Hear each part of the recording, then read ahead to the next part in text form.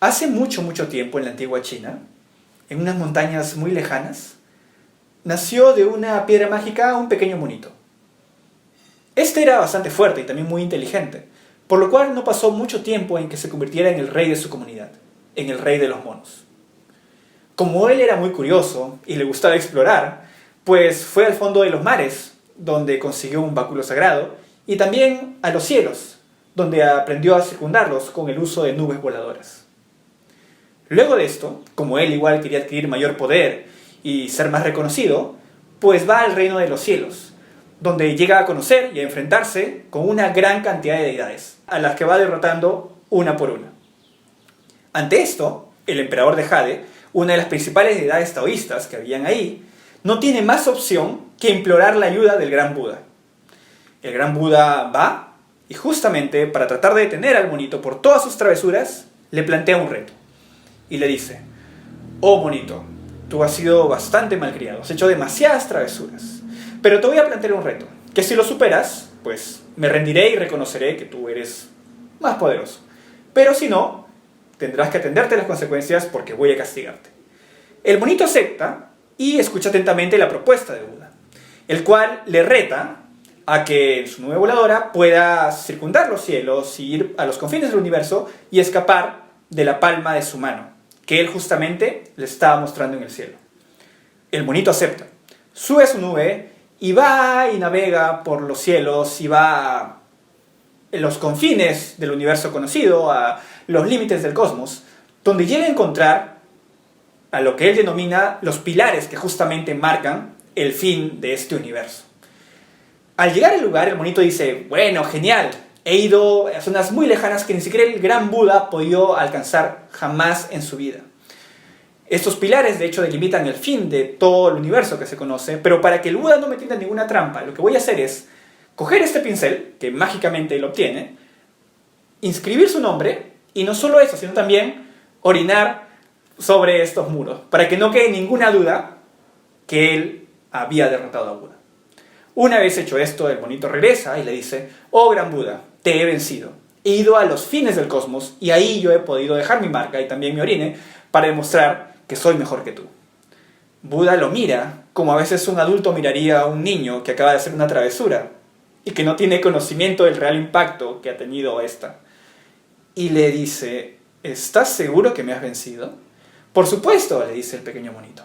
"Claro que te he vencido, porque he dejado una marca ahí". A lo que el Buda observa su mano y le muestra al pequeño monito. Y le dice: "¿No es esta acaso la marca que has dejado?". Y efectivamente, en la palma de su mano, en uno de sus dedos, estaba la marca con el nombre del monito que había puesto ahí. En ese momento él se da cuenta del gran poder de Buda y le entra un gran miedo y trata de escapar. Pero ya las cosas ya estaban hechas. Buda coge su mano, lo atrapa y en esta edifica unas montañas que empiezan a crecer y que tendrán capturado el mono por una gran cantidad de años. Y no será sino hasta mucho tiempo después que un monje en un caballo blanco vendría y lo liberaría. Y de esta manera el monito se uniría a él y junto con otros compañeros serían partícipes de múltiples aventuras en su peregrinaje hacia el oeste en miras a recobrar diversos sutras budistas y traerlos de vuelta a China. Esta es una historia muy interesante, una que me parece da muchísimas lecciones y que tiene bastante trasfondo cultural, sin duda. Es una de las historias más conocidas de China, es un clásico, así como es un clásico para nosotros el Quijote, por ejemplo, ¿no? Y sin embargo, extrañamente, no estudiamos mucho este contenido literario y tampoco estudiamos mucho de historia correspondiente a China o en general de Asia, contrastándolo con lo que sí solemos ver en el colegio, por ejemplo, de la historia europea o de la historia norteamericana. Esta misma intuición, si por ejemplo la llevo al plano económico, también se suele dar. Muchas veces, por ejemplo en cuanto a economía, tenemos la idea de que claramente Estados Unidos es una potencia y lo ha sido por buena parte del siglo XX. Y luego, si nos tratamos de ir un poco más a la historia económica, vemos que claramente Europa ha sido una potencia bastante preponderante por buena parte de la historia. Pero a veces perdemos de vista qué hay detrás de ello. Pues bien, Angus Maddison, un historiador macroeconómico bastante reconocido en Inglaterra, elaboró hace no muchos años un compendio histórico en el cual estuvo evaluando la participación en el PIB mundial de distintas regiones a lo largo del mundo. Y lo que él halló era de que por la mayor gran parte de la historia, por prácticamente 18 de 20 siglos de nuestra historia más reciente, han sido las naciones asiáticas, de las actuales China e India, aquellas que contribuyeron en más del 50% del PBI mundial. Y no es sino hasta ya entrado el siglo XIX que encopasa un liderazgo europeo, justamente por el mando británico, y luego ya en el siglo XX, bajo el mando de Estados Unidos, que las cosas ya empiezan a cambiar. Pero bien, luego también está que si nos fijamos en los recientes cambios que se vienen dando a lo largo del siglo XXI, vemos que nuevamente China y bueno, también en cierta medida India y otras naciones asiáticas poco a poco vienen recuperando determinado terreno en su participación en este tipo de evaluación. Pero bien, es válido preguntarse entonces ¿por qué esas naciones han contribuido tanto al PIB mundial? Una respuesta muy sencilla es obviamente indicar que se debe a la gran densidad poblacional que tienen estas naciones. Y efectivamente, es cierto. Pero ¿alguno de ustedes se ha preguntado por qué es que estas regiones tienen tanta cantidad de población? Esa es una interrogante que quizás no muchos se plantean. Y si bien la respuesta es más complicada de lo que parece, es bastante complejo en realidad, una forma de entenderlo de forma sencilla, y justamente uno de los factores que tuvo una gran contribución en determinar esto, se debe a que no es casualidad que ambas regiones se encuentran a las zonas laterales de lo que es la cadena montañosa más alta del mundo. Y sí, me refiero a los Himalayas. Pensemos un poquito. Cadenas montañosas más altas implican fuentes hídricas también más extensas, lo que a su vez genera determinada irrigación para poder desarrollar zonas fértiles a las faldas de estas, que al ser zonas fértiles bastante amplias, congregan a una mayor cantidad de gente que se moviliza alrededor de estas y así genera el desarrollo de sociedades más densas, civilizaciones más pobladas y por ende la situación que vemos hoy en día de estas zonas con una mayor cantidad de población. Y si bien esto es un factor que explicó la gran contribución al PIB mundial de estas zonas por muchísimos años, luego algo pasó. ¿Qué fue lo que pasó? Pues bien, en Europa, primeramente, a partir de determinados siglos que luego de una época de exploración derivaron en una época en el desarrollo de la ciencia, luego en una era de la ilustración en la cual se reflexionó sobre las formas de aplicar esta ciencia de forma práctica en la vida y que finalmente se concretizaron en lo que vendría a ser la revolución industrial, pues la productividad individual cambió drásticamente el panorama. De un momento a otro, ya la población, la cantidad poblacional no era tan importante, sino más bien la productividad que cada individuo podía alcanzar, en muchos sentidos, ya ayudados por la tecnología que en ese momento se contaba y que marcaba una gran diferencia. Es así que primeramente Europa empieza a tomar ahí un gran liderazgo y luego Estados Unidos, quien no solo se vio beneficiado por su propio desarrollo tecnológico per se, sino también por la migración que hubo durante gran parte del siglo XX de muchos científicos, que eran capital humano para poder desarrollar este avance tecnológico que justamente propiciaba su desarrollo económico. ¿Y qué venía pasando en Asia y en China, tomándolo como ejemplo en ese entonces? Pues bien, no eran épocas tan agradables, ¿no? Al menos en la zona de la actual China, habían determinadas guerras, había lo que hoy se considera como un siglo de la vergüenza, y luego inclusive diferentes revoluciones que empeoraron bastante la capacidad de desarrollo del país. Y no sería sino hasta recién entrados los años 70, e inclusive a los fines de estos, que emergería un personaje de nombre Deng Xiaoping. Él tenía determinado tipo de filosofía bastante clara, que a veces en Occidente y en español en específico se suele traducir como que no importa el color del gato, no importa si es negro o blanco, con tal que case ratones. Esta idea, ¿qué trata de transmitirnos? Pues lo que buscaba decir era de que no importa el tipo de intervención económica que se usara en determinado sistema de gobierno. Podía ser una ligada a una planificación económica, o inclusive podría ser una intervención más ligada a una economía del mercado, con tal que se consiguiera el fin de una mayor producción general y con eso un mayor bienestar de la población, que es lo que todo mundo desea. En esos ánimos, justamente en esa época, empieza una revolución que un economista de Harvard, Danny Roderick, llama un experimentalismo pragmático. En China se empezaron a desarrollar una serie de políticas que eran una especie de híbrido entre los mecanismos de mercado y mecanismos de economía planificada. Por ejemplo, un sistema de precios duales o la creación de zonas económicas libres que permitían el comercio en determinadas partes, en determinados puertos de China. Entonces, ese pragmatismo consiguió que diversas zonas se vieran beneficiadas de determinados mecanismos que incentivaron el incremento de productividad y también, acompañados de un desarrollo tecnológico pleno, pudieron potenciar diferentes urbes. De modo que, por ejemplo, esta zona que ahorita están viendo, que es la zona conocida como el delta del Río de las Perlas, pasara de esta situación en 1988 a esta en el 2014.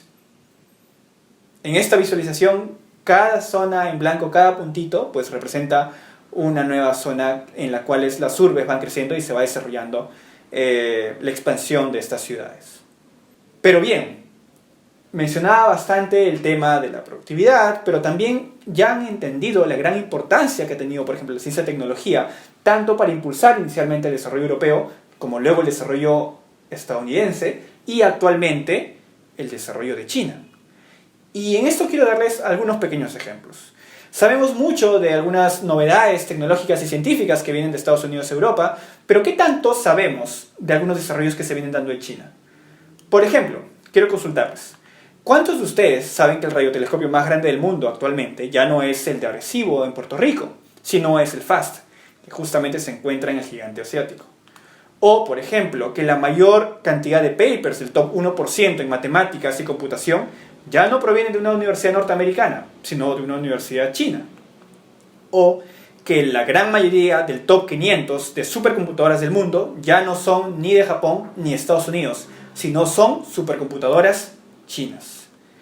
O, por ejemplo, de los planes de crear un acelerador de partículas 2 o 3 veces más grande que el actual LHC en el CERN.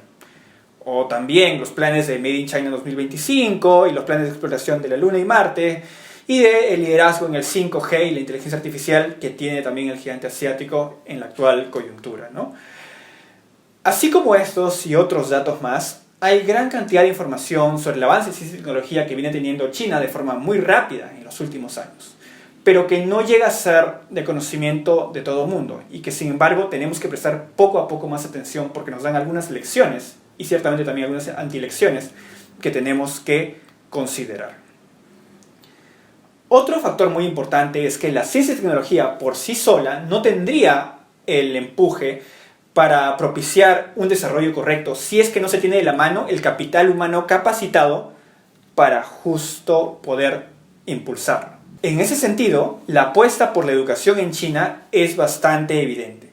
Si uno chequea, por ejemplo, las estadísticas recientes de la última década en cuanto a inversión china, uno se va a dar cuenta que en los últimos años ha habido un incremento bastante amplio en la inversión que ha tenido el gigante asiático en cuanto a educación. Y si bien esto uno tiene que compararlo en términos relativos, ustedes pueden hacerlo en sus propias casas y van a ver que también este incremento es significativamente más amplio que aquel que han tenido otras naciones en vías de desarrollo. No solo eso, esta inversión no es que ha sido, digamos, del todo expandida en todas las áreas, sino que ha estado propiciando un desarrollo muy especial en un enfoque bastante pragmático, en lo que se conoce en inglés como carreras STEAM, es decir, de ciencia, tecnología, ingeniería y matemáticas. No es casualidad por esto que en realidad China tiene la mayor cantidad de graduados en estas carreras STEAM y que en segundo lugar se encuentra la India. Pero bien, alguien me puede decir, pero Marco, obviamente China tiene más porque tiene 4 veces más población que Estados Unidos, pero inclusive si ustedes observan la gráfica y tratan de hacer ese ajuste para ser un poco más equiparables y por ejemplo multiplican la base que tiene Estados Unidos por 4 para poder compararlo, igual se van a dar cuenta que aún se queda en promedio ligeramente por debajo de la mitad de esa comparación relativa con China. En ese sentido, nos damos cuenta de la gran importancia que tiene justamente el desarrollo del capital humano para propiciar un correcto desarrollo económico. Otro factor muy importante es el tema de las apps que vienen desarrollándose en China. Por ejemplo, ¿cuántos de ustedes saben que en un minuto se producen más de 46.000 gigas de información de tráfico en China?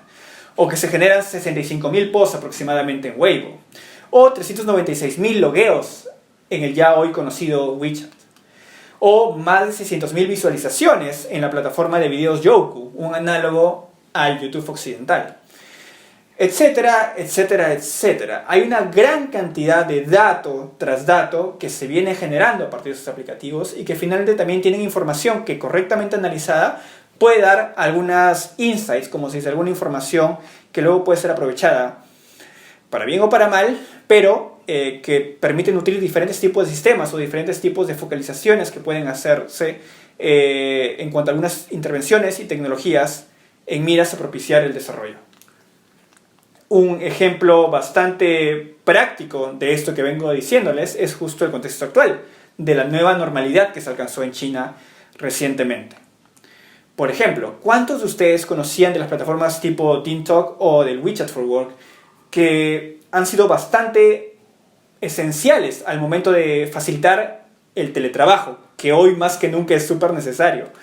O por ejemplo de las extensiones de Alipay o de WeChat que permitían un monitoreo de casos cercanos.